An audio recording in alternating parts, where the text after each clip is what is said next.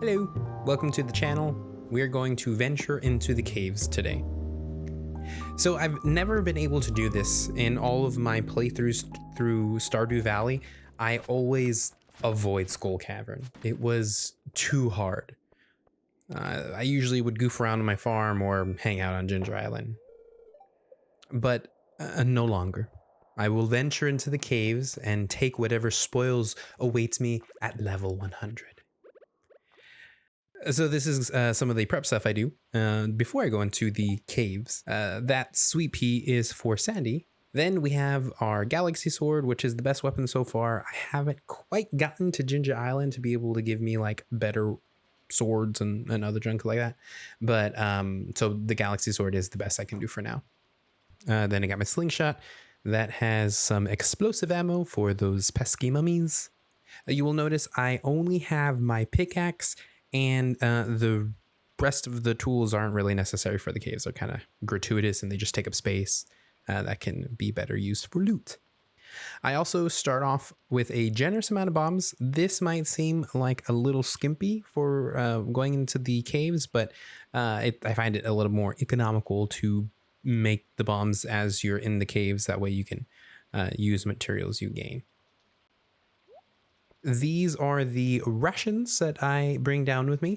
I like to also have a healthy stack of salads.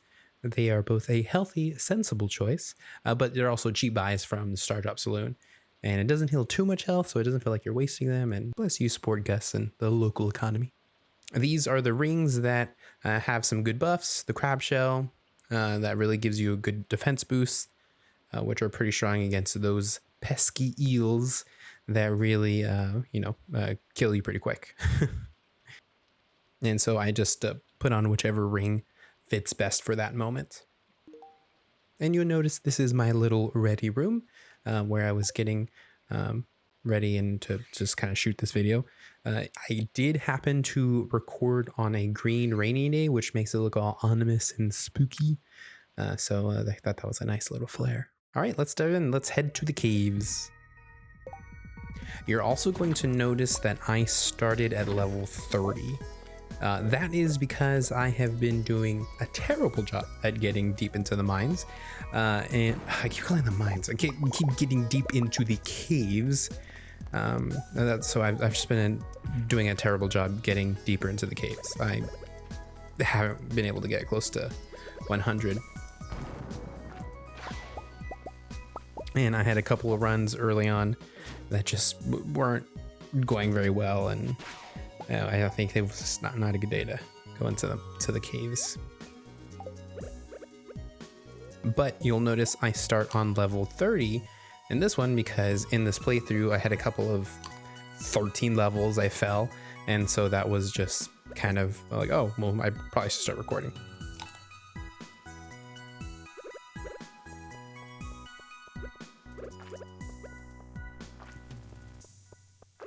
And I think I realize here. Nope, no, I don't realize. Yeah, so I don't think I'm wearing my slime ring. Let me see if I take any damage from the slime.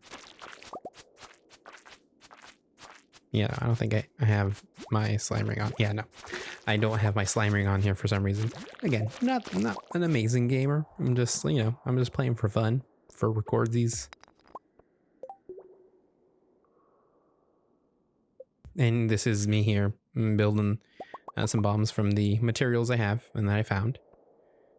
And I do have the dwarvish safety protocol or whatever that's called, where you take less damage from bombs exploding in your face.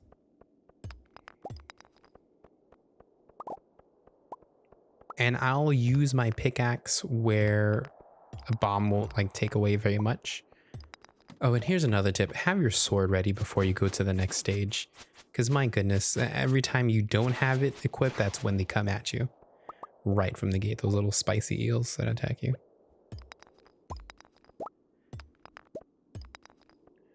I also whip out the staircase here because this was one of those spirally levels that just take forever to get to the center of, and then you just waste a bunch of time. So I just built the staircase real quick.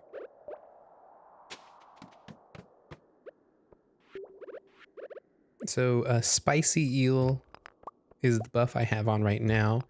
And I forgot in this moment, but usually it's good to stack your buffs.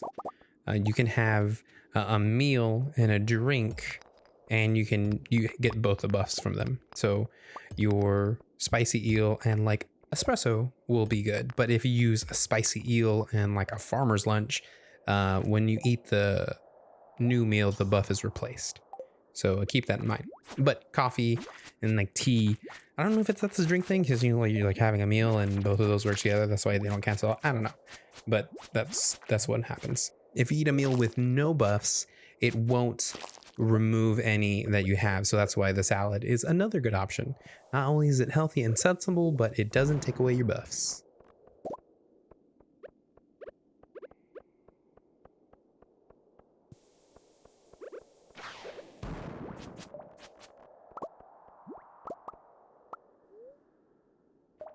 All right, and I'm just gonna kind of let this play through, enjoy the music, because boy howdy, the jams inside these caverns are so good.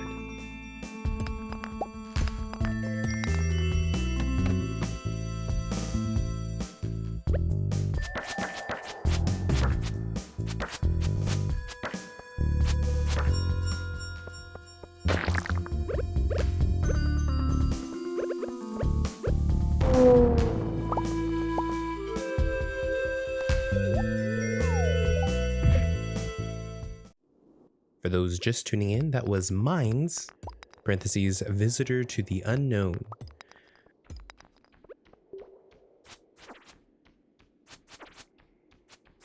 And it is a real good song.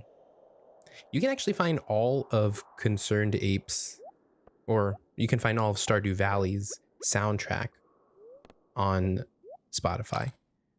And the first album, just like the original game soundtrack, has 70 titles. 70. Eric Brone wrote 70 songs for this game. I mean, he might have had people help him. I don't know if he did. But yeah, that's crazy. How many listeners does he have on Spotify? 600,000 monthly listeners. That's what you all will never guess what song is at the very top of his most popular on Spotify.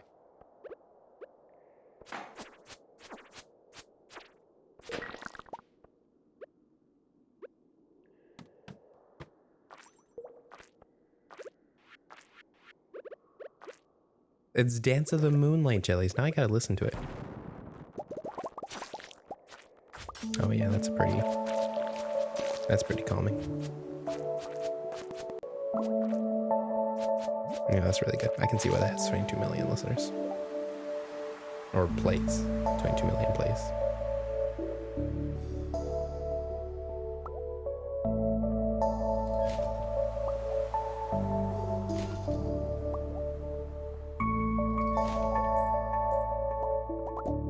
Okay, I'm gonna do a whole podcast episode about the music he made for this game, because it is too good. It's just too good.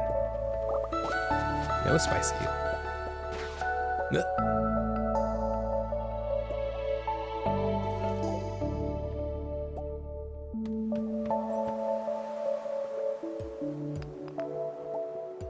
I might just drop in Dance of the Moonlight Jellies, because I'm listening to it now on a separate headphone, and it is really good. Jump in. Jump. There you go.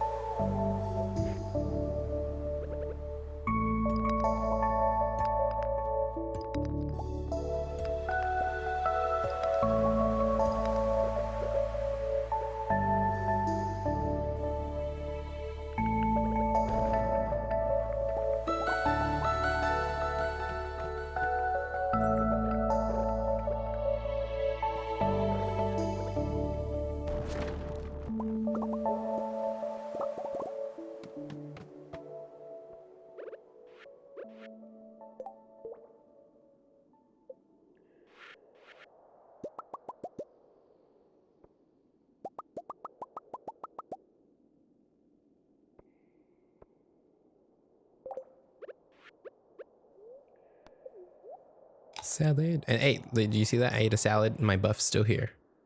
That's why I bring salads with me. You know what the second song is? Grandpa's theme. I mean, it's basically a lullaby, but yeah, I can totally see putting that on for a baby or something as they fall asleep. Can you imagine that? A core memory being falling asleep to Grandpa's theme from Stardew Valley. That child would have the best childhood ever. I will play Grandpa's theme to my baby as they fall asleep so they can be the coolest of all babies. I don't have any babies, for the record. And currently we do not want babies, so. Oh my god, no, I'm gonna have a baby by accident, and it'll still be a cool baby because they'll listen to this song. That's what you're listening to, by the way. I will drop in Grandpa's theme. Just so y'all can hear the cool baby jams.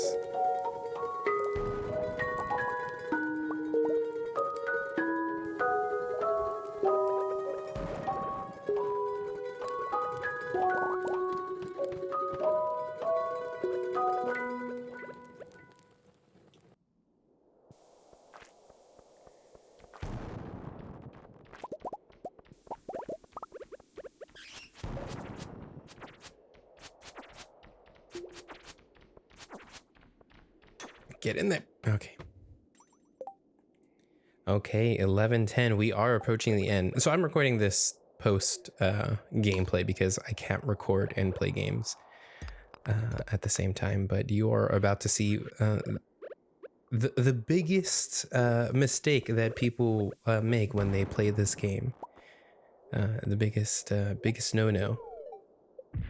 And you should avoid this, because it makes the Skull Cavern pretty difficult, as you will see why. Although I am just like flying past these next couple of levels. Guess what level I get to? Because I think the impression I want to give so far is that I make it to level 100 in this video. But let's see what happens.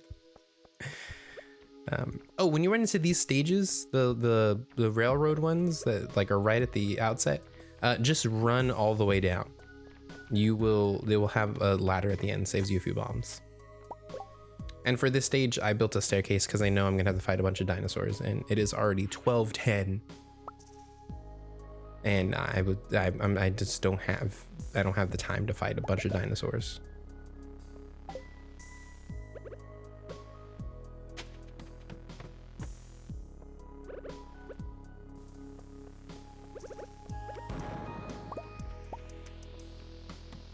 Here it is, my infamous level. All these mummies running around. I'm dropping bombs left and right, trying to find that ladder. So I'm gonna play the audio for what happens. Okay, I've never made it this deep. I'm only 10 away from, yeah. Yep, no, yes, it did happen. Oh, no, it did. Oh, did I actually do that? Big ape. No. Oh my goodness, no. Yeah, tell everybody what you did. Oh. Oh my god, I accidentally equipped the stupid warp totem, and I was gonna click on the next level, but you didn't. I clicked the totem. The totem really should give you a little question, like, do you really want to use this? Yeah, because, oh my goodness, because of stuff like this. Man, I could smell level 100. Okay. Let's learn from this experience. What did I learn? Okay, keep your warp totems in your back pocket. That's the biggest takeaway. Don't keep it in the inventory where you're switching through stuff and you're being chased by all these monsters, and you're gonna accidentally trigger the stupid thing and I'll send you back. I'm also probably going to pack more bombs this time instead of trying to collect materials, because making the bombs don't help or don't take away time, but collecting the materials to get them in between does. So that's next time I'm just gonna bring a whole mess of them. And okay, let's be honest. I accidentally triggered the warp at like 12:10, and I only had like no. What time was it? Let me look back at the footage. Okay, we're checking the instant replay here.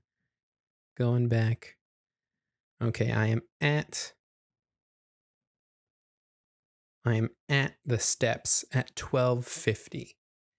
That means I only had, let's see, when does it reset? It resets at 1 or 2. When does it reset? I don't even know that. 2 a.m. 2 a.m. Okay. So looking back at the footage, I warped and was at those steps at 12:50. At 2 a.m., I would have conked out. I would have been gone. So an hour in game, 1 hour and 40 minutes. Realistically, I could have done it. I could have totally made it. But realistically, I probably wasn't going to make it to level 100. I guess it's better to be 10 floors away than 1 floor away and then pass out and lose whatever loot I have. So looking at the positive, staying positive, looking at the positive. Positive, there was something good that came out of this series of dives into the caves. I actually got another Dino Egg finally. And I had one in the incubator that I was using to make a little dinosaur, Jurassic Park style. And I needed another one so that I can make some Dino Mayo for my Joja Mart renovation to turn it into the theater. So that's good. That is some good came out of it. Okay, let's just head to bed and start a new day. It is a new day. I got the Dino Mayo. It's in the fridge. I'm gonna go offer it up. To my little Junimo friends and get a movie theater.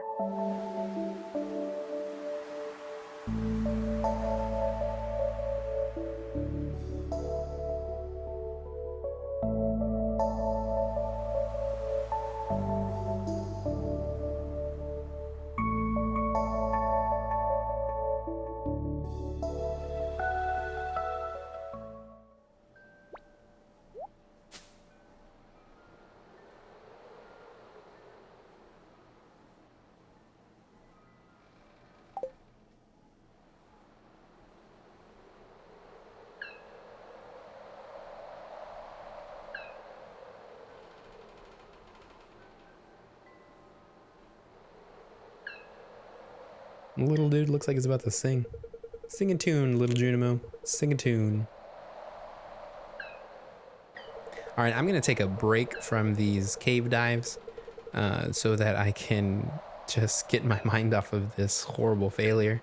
My next video is going to be on Minesweeper, so I'm going to take a little break from Stardew Valley to talk about that a little. Hopefully y'all can tune in and check it out. Subscribe so that you can find out if I ever do make it to level 100, and you can find out what happens there, because actually I've been able to avoid any spoilers from what happens on that level.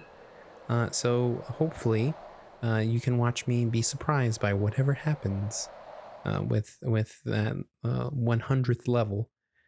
Check out my merchandise on TeePublic. I make shirts and stickers and other designs. It supports me, this channel, along with all my other creative endeavors. And just comment down below and let me know what tips and tricks you know about getting into the caves, getting deeper into the caves. I might take a few of those hints because boy howdy do I need some help. See you in the caves.